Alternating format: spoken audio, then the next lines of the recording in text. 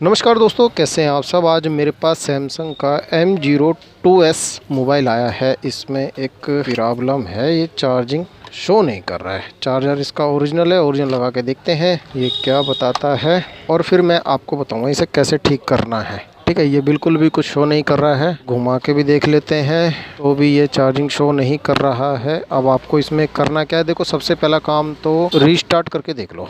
मैं आपको वो चीज़ बता रहा हूँ जो कि हम दुकान पे करते हैं। ठीक है, सबसे पहला काम इसको रीस्टार्ट करके देखना है। आपको इसी तरीके से करना है ठीक अपना मोबाइल, और मेक श्योर आपको दुकान पे जाने की ज़रूरत नहीं पड़ेगी। आज मैं इस तरीके से आपको बताऊंगा। बहुत कम वीडियोस होती हैं ऐसी इंटरनेट पे। उनको लो यार, हो गया, ताली बजा दो यार, ताली बजा दो, बजाओ ताली। वैसे अगर कोई भी प्रॉब्लम होती है ना, आपका भाई से ठीक करता है। ये देखो, इसको रीस्टार्ट करने, मैंने सिर्फ रीस्टार्ट किया ना आपके सामने। बस यही चीज़ें मैं आपको बताना चाहता हूँ कि आप कहीं लुट के ना आ जाओ यार, ये छोटे छोटे वोल्ट के चक्कर में। अभी देखो चार्जिंग का लोगो भी आ रहा है, चार्जिंग का निशान भी आ रहा है और चार्जिंग लिख के भी आएगा।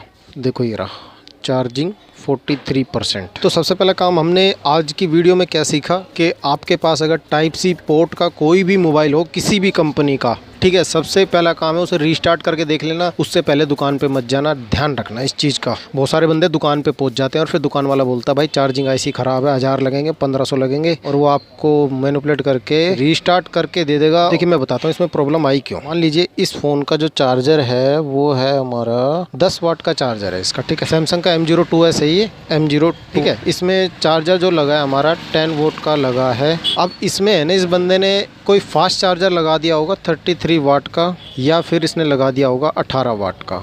इससे पता क्या होता है, फ़ोन के अंदर जो चार्जिंग आईसी लगी है वो इस वाट को सपोर्ट नहीं करेगी। चार्जिंग दिखा जरूर देगा और चार्जिंग कर भी देगा, मगर हमें प्रॉब्लम आएगी यहाँ पे कि चार्जिंग आईसी जो होगी ना वो गर्म हो जाती है, गर्म होके वो चार्जिंग को स्टक कर देती है। ठीक है, यहाँ पर यही पंगा इसका हुआ था। अभी देखते हैं कितनी बड़ी ये 45% हो गई है इसकी चार्जिंग। देखो है ना, साइड से इसका गिलास टूटा हुआ है इसीलिए साफ नहीं दिख रहा है, मगर 45% हो गई है चार्जिंग। उसको दोबारा यहाँ पे ना लाइट बंद करके और लाइट ऑन करता हूँ। 45% हो गई ना। यहाँ से हमको क्या सीखने को मिला कि आपको सिर्फ अगर आपका चार्जर पूरा अंदर जा रहा है और आपका डाटा केबल सही है, आपका चार्जर भी सही है, दूसरे फ़ोन में लगा के देख लेना। अगर सही हो चार्जर तो उसके बाद फ़ोन में है ना, फ़ोन को खुलवाना मत। मोटरोला के फ़ोन में सबसे ज़्यादा ये प्रॉब्लम आती है। रीस्टार्ट करोगे बिल्कुल ओके रिपोर्ट है 100%, और ये कोई भी दुकान वाला आपको नहीं बताएगा, ना तो कोई वीडियो आपको इसके ऊपर मिलेगी। सिर्फ मैंने रीस्टार्ट किया और कुछ नहीं किया आपके सामने ना। आज मैं वीडियो बनाता इसकी पूरी है, पूरे टूल्स लेके बैठ गया था। वो आज वीडियो बनाऊँगा भाई, आपको दिखाऊँगा चार्जिंग जैक कैसे चेंज करते हैं। मैं जैक चेंज करता है इसका, कोई बात नहीं, जैक लगाने की ज़रूरत नहीं है, हम कस्टमर को ऐसे ही देंगे इसको, क्योंकि कस्टमर का जैक इसका बिल्कुल ठीक है। और जो मोबाइल रिपेयर वाले भाई हैं उनको बोलना चाहूँगा कि आप भी ये काम करके देख लिया करो, डायरेक्ट जैक ही मत चेंज कर दिया करो, नहीं तो बहुत सारे बंदे हैं ना फ़ोन का नाश कर देते हैं खोल के।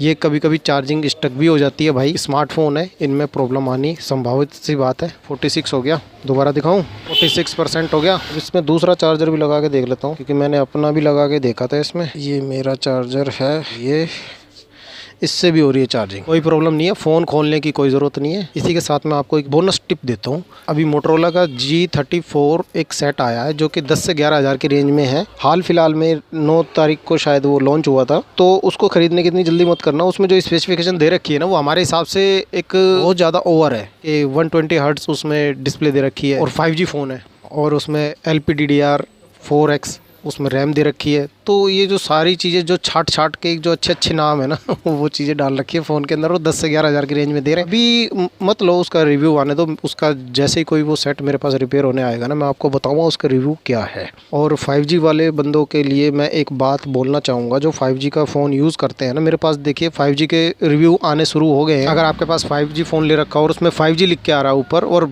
उसके बावजूद आपका नेट ना चले, तो आपको देखिए करना क्या है। आपको सेटिंग में चले जाना है। मैं 1 मिनट एक सोल्यूशन दे देता हूँ आपको इसके। बहुत सारे मोबाइल रिपेयर वाले कस्टमर को बेवकूफ़ बना के इसके पैसे ठगने लगे हैं, वो प्रॉब्लम आपको जानना बहुत ज़रूरी है। उसके लिए देखिए आपको करना क्या है। अगर आपका फ़ोन 5G है और 5G लिख के भी आ रहा है और उसके बावजूद भी आपका नेट ना चले, थोड़ी देर पहले चल रहा था और एकदम से अचानक से नेट बंद हो गया, तो इसका मतलब ये होता है कि वहाँ पे 5G के टावर जो है कम आ रहे हैं, 5G के रेंज बहुत कम मिल रही है वहाँ पे, है ना। तो आपको 4G पे सेलेक्ट करना है उसको। देखो कैसे करना है, कनेक्शन में चले जाना, कोई भी फ़ोन हो आपके पास, या तो कॉल सेटिंग होगी या फिर नेटवर्क सेटिंग होगी या फिर कनेक्शन में चले जाना। ये सैमसंग का फ़ोन है तो इसमें आप कनेक्शन में चले जाओ। कनेक्शन में जाने के बाद जाना मोबाइल नेटवर्क पे, ठीक है। सिम 1 में देखोगे या 2 में देखोगे, दोनों में ये बैंड दे रखे हैं यहाँ पे, इसे बैंड बोलते हैं, ठीक है। LTE band, 3G 2G। आपका जो 5G फ़ोन होगा ना उसमें लिखा होगा सबसे ऊपर 5G, उसके नीचे लिखा होगा 4G। तो 4G पर आप सेलेक्ट कर लेना, आपका नेट चलना शुरू हो जाएगा। बहुत सारे बंदे आते हैं मेरे पास। कल एक लड़की लेके आई थी, ये था वीवो का V23 5G, ठीक है। उसमें प्रॉब्लम ये आ रही थी कि 5G तो लिख के आ रहा था मगर उसका नेट नहीं चल रहा था बिल्कुल। अब वो परेशान, रिचार्ज वाले को दिखा के आ गई। रिचार्ज वाले ने कहा भाई नेट तुम्हारा रिचार्ज तो पूरा है, फ़ोन में कोई पंगा है। अब वो घबरा गई, उसने नया फ़ोन लिया था तो वो आई मेरे पास, तो मैंने उसका 4G पे सेलेक्ट किया, जब जाके उसका नेट एकदम से बिंदास चल गया। तो जिन बंदों ने 5G फ़ोन लिया है अच्छी बात है, जिन्होंने नहीं लिया उनके लिए और भी अच्छी बात है कि अभी 5G का इतना मज़ा आपको लेने को नहीं मिलेगा मार्केट में, ठीक है। मार्केट में हम बैठे हैं तो प्रॉब्लम देखते रहते हैं, मैं आपको समय समय पर बताता रहूँगा। आप चैनल को सब्सक्राइब कर लेना, कोई भी ऐसी प्रॉब्लम नई जैसे आती है नए फ़ोनों में, 5G फ़ोनों में, तो आपको वो पता चलती रहेंगी। यार मैं तो बड़ी वीडियो बनाने की सोच रहा था, मैं सोच रहा था कि चार्जिंग जैक चेंज करना बताता मैं आपको आज। भाई सब बिल्कुल ओके रिपोर्ट है ये, अब मैं क्या बनाऊँ इसके ऊपर। ये तो दवाई देने से पहले बीमार ठीक हो गया। इसी के साथ एक और टिप आपको देता हूँ दोस्तों, ये कस्टमर की बहुत अच्छी थिंकिंग है। फ़ोन का ऊपर का गिलास टूटा हुआ है, देखिए फिर भी कस्टमर चला रहा है, तो मैं इसको गलत नहीं बोलूँगा, बिल्कुल ठीक है। जब तक आपका फ़ोन सही काम कर रहा है ना, जब तक डिस्प्ले सही काम कर रही है इसकी, मतलब आपका टच कहीं भी अटक नहीं रहा है, चाहे भले ही कितना ही टूटा हुआ हो, और अगर ओरिजिनल डिस्प्ले फ़ोन के अंदर लगी है तो कोशिश करना कि उसको चलाओ जब तक चले। पैसे ख़राब करने की ज़रूरत नहीं है। अगर अपने चलते हुए फ़ोन में अगर आप दूसरी डिस्प्ले डला लेते हो कि सिर्फ बस टूटा हुआ है, इसकी वजह से मैं फ़ोल्डर ही चेंज करा लेता हूँ, या फिर इसका ऊपर का गिलास चेंज करा लेता हूँ। ऊपर का गिलास चेंज करना आज के टाइम पे मैंने बता ही दिया कि कैसे कैसे फ्रॉड होते हैं। आपसे पैसे भी ले लेंगे, उसके बाद भी आपके डिस्प्ले तोड़ देंगे, कहेंगे कि भैया डिस्प्ले टूट गया, फ़ोल्डर डलेगा। और फोल्डर डलाने के बाद कुछ प्रॉब्लम जो फ़ोन के अंदर आ जाती हैं वो मैं आपको बता देता हूँ, जैसे कि फ़ोन का गर्म होना, जैसे कि फ़ोन का हीट होना, या फिर बैटरी कम चलना, या फिर आपको धूप में ब्राइटनेस का फ़र्क देखना। जो रिफ़्रेश रेट जो डिस्प्ले के साथ आता है ना, ओरिजिनल डिस्प्ले के साथ, कहते हैं ना 120 हर्ट्ज़ रिफ़्रेश रेट, वो रिफ़्रेश रेट नहीं रह जाता भाई।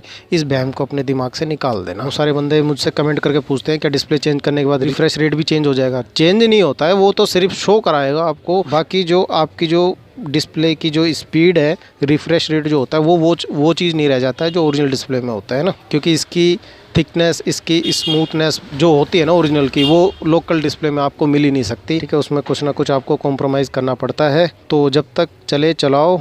मैं मिलता हूँ आपसे अगली वीडियो में। आपको वीडियो कैसी लगी मुझे कमेंट करके बताना। आपके कोई सवाल हो तो कमेंट में ज़रूर पूछ लेना मुझसे, और लाइक ज़रूर कर देना वीडियो को। नए मेहमान है तो सब्सक्राइब कर लेना। मैं मिलता हूँ अगली वीडियो में, तब तक के लिए जय हिंद, जय भारत।